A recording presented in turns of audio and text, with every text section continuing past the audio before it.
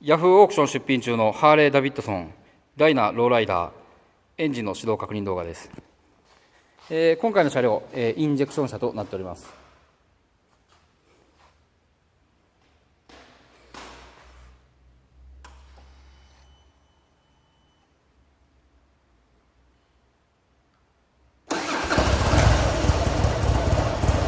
エンジン始動、この通りセル一発、とてもスムーズにエンジン始動いたします。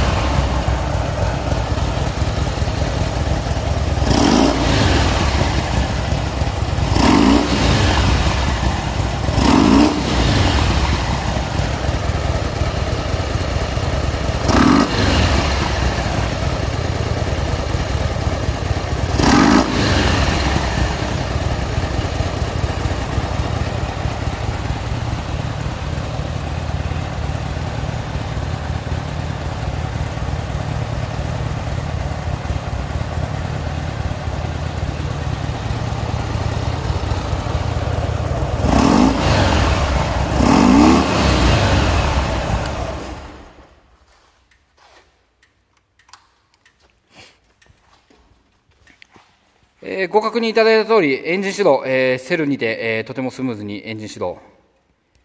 また、吹き上がり動作も、特にかぶり等もなく、きれいに上まで、上がり、下まで下がり、レスポンスよく、吹き上がり動作しております。